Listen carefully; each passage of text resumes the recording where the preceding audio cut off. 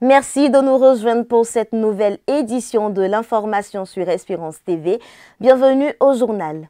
L'Église méthodiste unique Côte d'Ivoire est en marche. Elle continue son avancée sur le territoire ivoirien en envoyant en mission de nouveaux bergers pour le suivi et l'encadrement des âmes. Le dimanche dernier, la révérende pasteur Léontine Brou Nguessan a été installée dans ses fonctions dans le district de Songon en tant que pasteur principal en charge du circuit d'Abadjan. Emmanuel Abalé y était. Voici son compte rendu. C'est avec des clameurs que la communauté Bethel d'Abadjan-Kouté a accueilli son nouveau pasteur en la personne de la révérende Léontine Brou Nguessan et en sa qualité de pasteur en charge du circuit d'Abadjan. Ce culte d'installation a eu lieu le dimanche 28 avril 2024 en présence d'autorités administratives, coutumières et religieuses et d'autres paroissiens des communautés jadis affiliées à la révérende.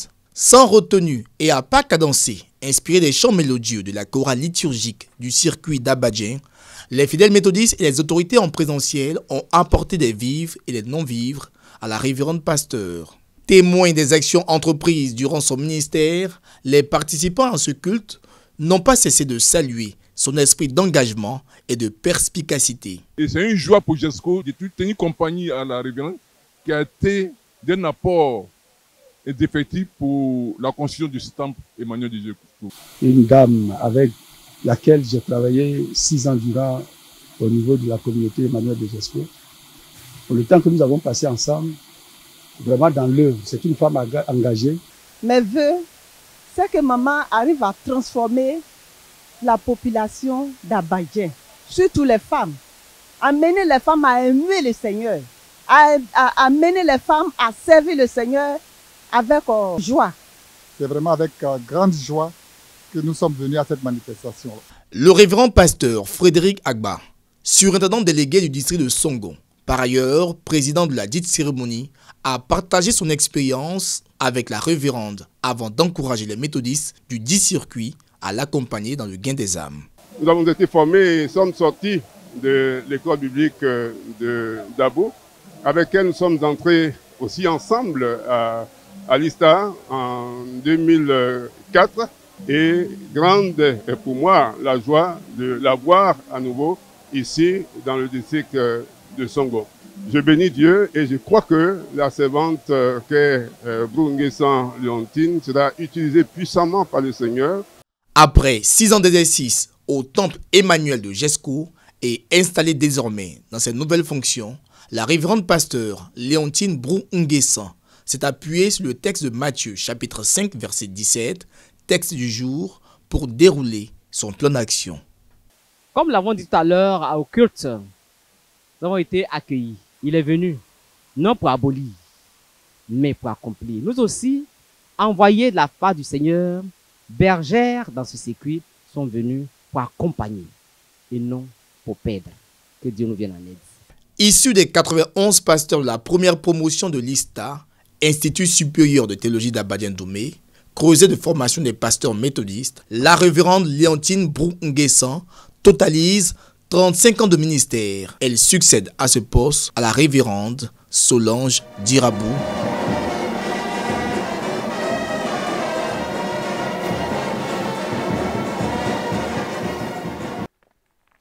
Dans le même temps, à Grand Bassam, au temple Éternité, les enfants de la promotion Shekinaël de l'école du dimanche sont prêts à rejoindre l'organisation de la jeunesse.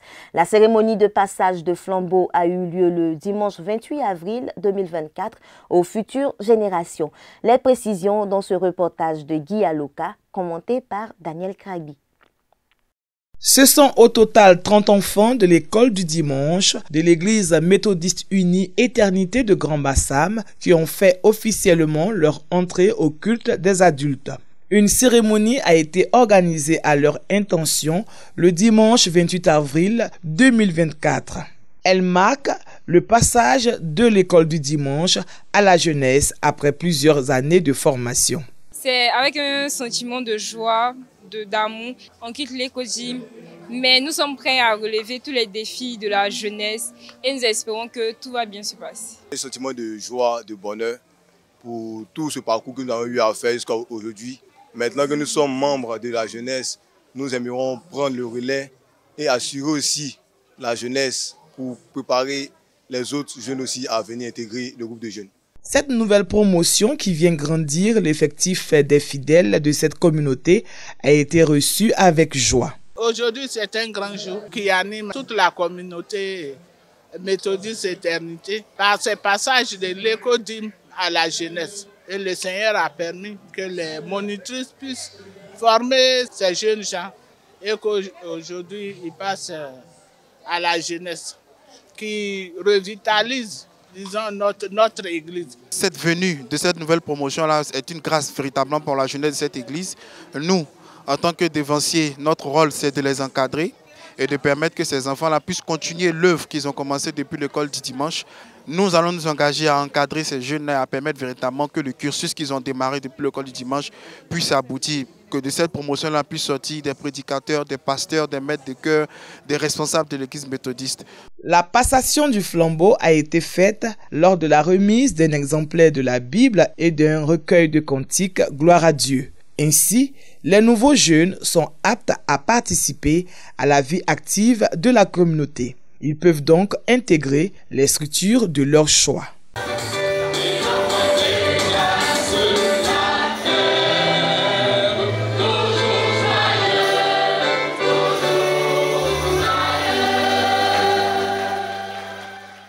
Rendons-nous à présent à l'intérieur du pays, précisément dans le district ordinaire de Yamoussoukro, où l'organisation de la jeunesse méthodiste de ce district a mené une activité dénommée « Tous au pied du maître ». Un moment d'édification qui a lieu tous les derniers samedis du mois d'avril pour permettre aux jeunes de se retrouver pour la prière. Raphaël Dompé.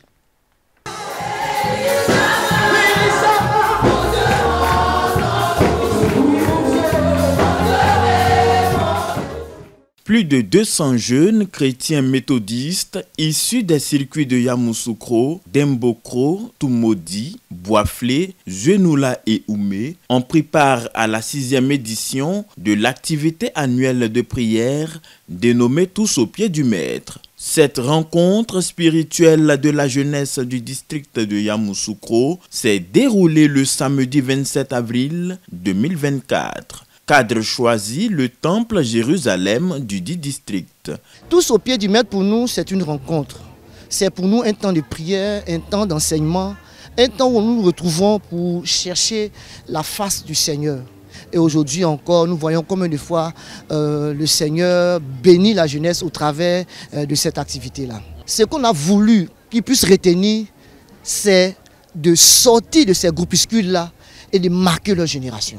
Dans un temps de dévotion, l'aumônier de la jeunesse, révérend pasteur Anderson Koudou, orateur du jour, a instruit les jeunes sur le thème « Sortir du lot pour marcher sur l'eau ». Inspiré des textes bibliques de 2 Corinthiens chapitre 6, verset 17 et Matthieu chapitre 14, verset 29. L'essence donc du message que nous avons porté, c'est d'enseigner ou de dire à nos jeunes que nous devons nous démarquer, nous devons sortir du lot, nous ne devons pas être comme les autres. C'est l'audace que nous prenons pour pouvoir faire ce que le Seigneur nous demande de faire et c'est de faire ce que les autres n'ont jamais fait. Celui qui veut se démarquer, qui veut se mettre au-dessus du lot, ne fait pas ce qui se fait ordinairement. À l'issue des enseignements reçus, les jeunes se disent déterminés à redoubler d'efforts pour marquer positivement leur génération. En tant qu'enfants chrétiens, nous devons suivre les pas de Jésus-Christ, évangéliser nos camarades, nous éloigner des choses virtuelles du monde afin que la grâce de Dieu soit sur nous pour qu'elle puisse contaminer nos autres camarades qui sont dans ce monde-là, qui n'apportent rien. Quand tu es un jeune chrétien, de un, on te respecte et tu montres l'image de l'Éternel à travers tes œuvres que tu produis autour de toi. J'ai retenu qu'il faut mettre sa foi en action. De même, Pierre a dit à Jésus, si c'est vraiment toi, fais-moi marcher sur l'eau. Il faut nous aussi lancer des défis à Dieu, surtout nous éloigner de ce que nos amis font qui ne sont pas bons. Être connecté à Dieu, avoir une vie de prière, c'est ce qui peut nous démarquer des autres. Porteur du message du surintendant du district de Yamoussoukro, très révérend pasteur Nyagne Adou François, le secrétaire du district, le révérend pasteur Hervé Mébel, a encouragé les jeunes à l'évangélisation en tout temps et en tout lieu. Nous avons eu la joie de recevoir tous les jeunes du district à cette activité phare, tous au pied du maître. Le message, c'est qu'il est bon pour une jeunesse qui veut sortir de l'eau, pour marcher sur l'eau, d'aller alors devant le peuple, devant le monde, pour annoncer Christ. De 6h à 17h, les jeunes ont eu droit à des moments de prière, d'intercession, de proclamation, d'adoration et de louange à Dieu, afin de les faire sortir des vices, des difficultés, pour réaliser leurs projets en rapport avec la parole de Dieu. Toujours à Yamoussoukro, dans une volonté de se rapprocher des fidèles, des responsables d'Espérance TV, la télévision méthodiste, sont dans la capitale politique ivoirienne depuis le samedi 27 avril 2024. L'objectif de cette visite, informer les fidèles de la montée de la chaîne sur le numéro 200 du bouquet Canal+, et les inviter à soutenir leurs médias. Après son intégration au bouquet Canal+, l'équipe de la télévision méthodiste Espérance TV continue sa mission pour expliquer aux fidèles les enjeux dévolus à une chaîne de télévision confessionnelle. Le dimanche 28 avril 2024, cette équipe, conduite par le directeur Maxime Zobo, s'est rendue dans le district ordinaire de Yamoussoukro pour communier avec les fidèles de la localité. Au nombre des informations données au peuple de Dieu, l'appropriation de la chaîne, son financement pour maintenir toujours haut le flambeau du méthodisme en Côte d'Ivoire. Au temple Jérusalem de la capitale politique ivoirienne, c'est un peuple enthousiaste qui s'est dit heureux d'accueillir sa télévision. Et pour nous, la joie est d'autant plus grande que la télévision est venue vers nous. Nous nous sommes montrés au reste du monde et je pense que l'objectif de Espérance TV, c'est de montrer à tout le monde que nous sommes tous les membres d'un seul corps. Nous voulons bénir le Seigneur de cette opportunité qu'il nous donne d'avoir cet instrument. Voilà, pour renforcer la communication sur l'ensemble des activités de notre Église. C'est un devoir pour nous tous de pouvoir soutenir non seulement les activités, mais soutenir particulièrement effectivement cette télévision. C'est un instrument pour pouvoir nous aider à apporter l'évangile au plus profond des nations. Donc nous avons le devoir en tant que méthodistes, nous avons le devoir en tant que fidèles chrétiens de soutenir cette œuvre-là à tous les niveaux. Je suis venu pour le culte, était bien fait. Bon. Je suis bien content pour voir l'Espérance TV. C'est une joie pour moi ce matin. Je vous dis merci. Le culte était bien, nous avons adoré Dieu, le Seigneur était au rendez-vous. De la même manière, on construit nos maisons chez nous, on entretient. C'est normal que nous entretenons la télévision qui est comme notre maison, qui est notre réalisation. Nous prions Dieu de nous donner la force d'entretenir notre télévision et nous allons nous atteler à cela, faire de telle sorte pour que notre télévision puisse tenir. Au cours de la célébration, l'orateur du jour, très révérend pasteur Nyagne Adou François, surintendant du district, dans un échange avec ses fidèles au culte, les a invités à la lecture quotidienne de la parole de Dieu pour leur instruction à travers le thème « Venu non pour abolir, mais pour accomplir ». Extrait de Matthieu chapitre 5, versets 17 à 20. Nous, méthodistes, on vient nous voir. Oui, votre baptême, madame, votre baptême que vous faites chez vous là-bas, là, ce n'est pas le vrai baptême, ce n'est pas le bon baptême. Aujourd'hui, c'est la journée de la Bible. Lisez la Bible. Oui, il y a un seul Seigneur, une seule foi, un seul baptême. Amen. Un seul baptême.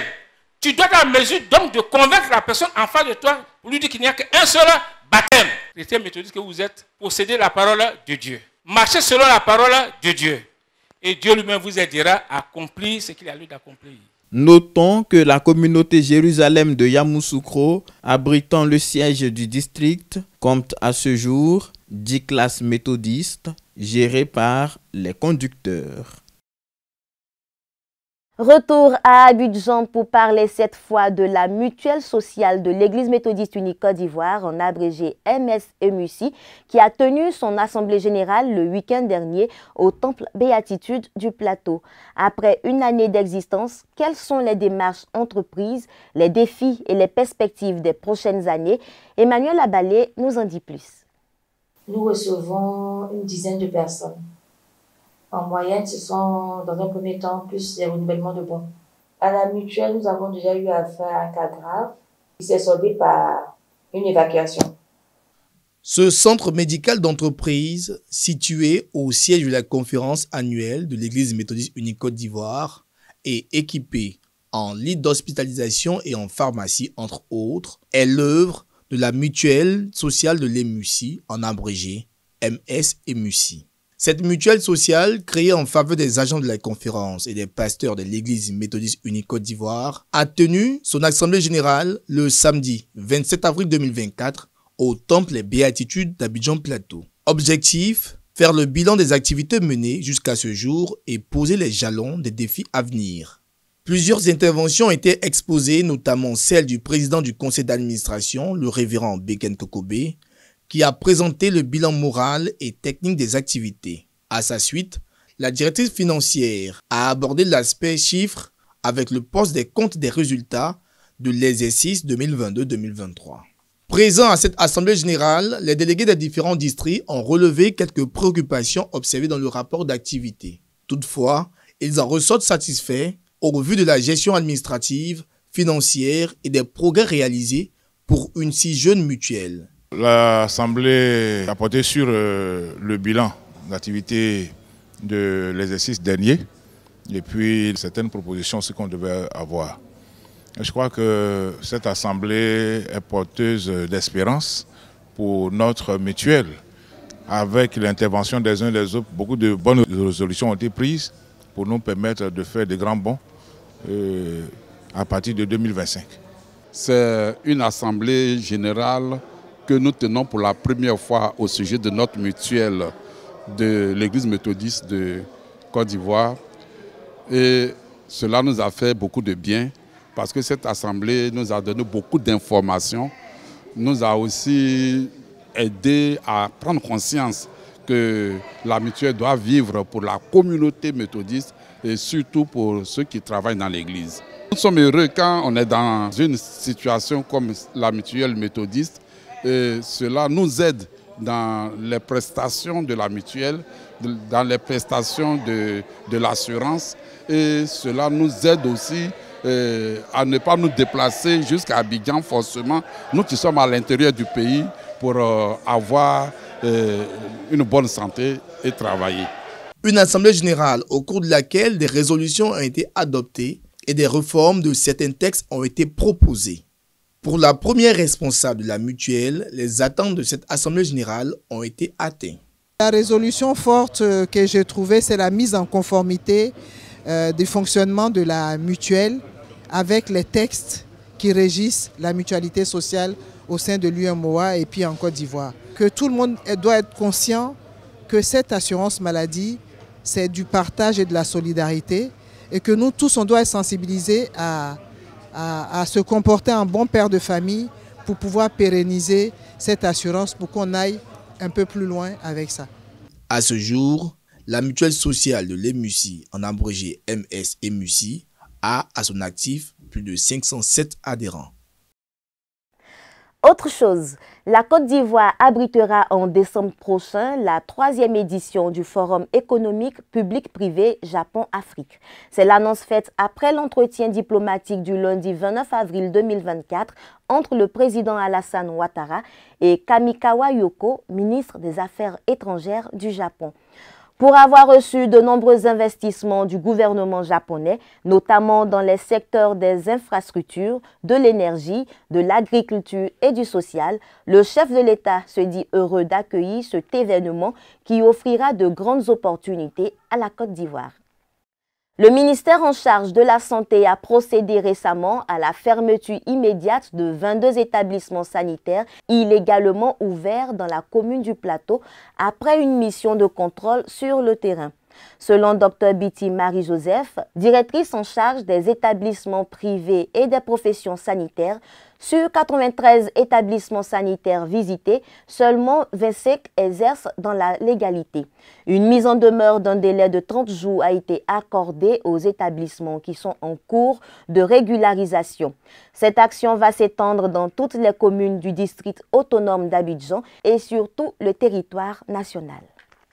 Hors de nos frontières, à la faveur du sommet des chefs d'État et gouvernement pour la reconstitution de l'Association pour le développement international à Nairobi au Kenya, le Premier ministre Robert Begré-Mombé a lancé un appel à la Banque mondiale et à ses partenaires à se pencher sur la question du soutien au développement et à l'appui aux populations vulnérables. Un appel qui vise à solliciter l'appui de la Banque mondiale afin de gérer la question des réfugiés venus des pays voisins du fait de la situation sécuritaire dans le Sahel. L'Afrique de l'Est est soumise aux affres des intempéries depuis quelques jours. Au Kenya, au moins 100 personnes sont mortes dans des inondations. Submergées, la Croix-Rouge appelle à l'aide. Suivons ce reportage. Lundi, des corps ont été récupérés après le chavirement d'un bateau dans le comté de Garissa, dans le nord du Kenya, dans la nuit du dimanche à lundi. Les pluies diluviennes ont provoqué des inondations qui ont tué près de 100 personnes. La Croix-Rouge kenyane a déclaré avoir sauvé 23 personnes du bateau chaviré, mais plus d'une douzaine de personnes sont toujours portées disparues. Nous appelons le public à la prudence car les niveaux d'eau augmentent. Même la Croix-Rouge du Kenya a envoyé un message d'avertissement à tous les citoyens pour qu'ils n'essayent pas de naviguer sur les eaux en mouvement. Donc c'est le même message que nous véhiculons. Des pluies torrentielles s'abattent sur le Kenya depuis la mi-mars. Le département de météorologie du pays a mis en garde contre de nouvelles précipitations. Et pendant ce temps, au Nigeria, en Afrique de l'Ouest, le paludisme menace certains bidonvilles de Lagos. Les images. Makoko est un quartier côtier de Lagos, la plus grande ville du Nigeria, où des maisons sur pilotis sont construites au-dessus d'une eau troublée et polluée.